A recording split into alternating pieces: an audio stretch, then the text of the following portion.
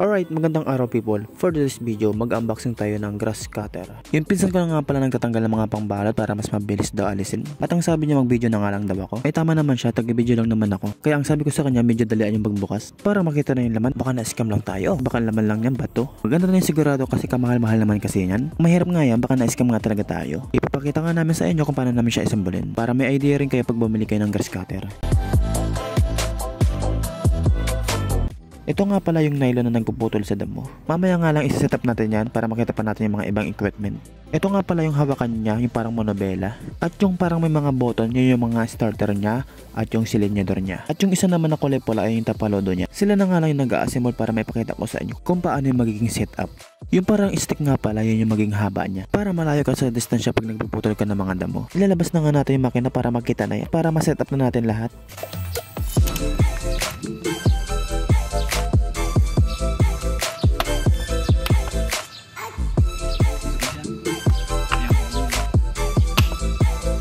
Ito nga pala yung nagsasilbing ikutan niya sa loob. Parang sasakyan lang yan o umiikot-ikot. Susukat nga natin kung tama yung posisyon niya. Kung okay na yung magiging posisyon niya, isusunod naman natin yung parang stick. Ilalagay mo na nga natin yung parang stick bago natin ilagay sa makina. So syempre higpitan natin para safe. Maaari pa rin magwal yung makina at matanggalan ang dapat na higpitan natin.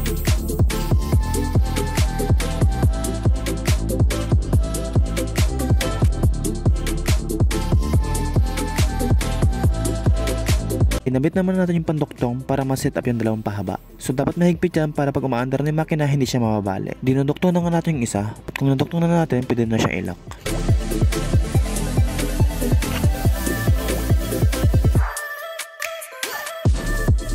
Ito naman yung isusunod natin, lalawagan lang yung tornilyo kasi mahigpit daw yung pagkalagay. Dito naman nilalagay yung talim ng pamputol sa damo. So babaklasin yan at alisin yung ring. Lalagyan mo na ng garasa yan para iwas kalawang, para hindi agad masira.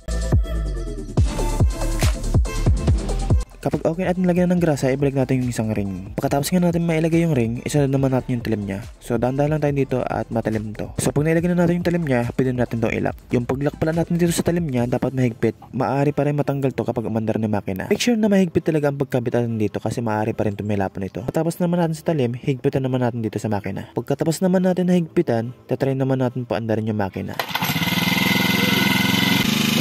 Ayun!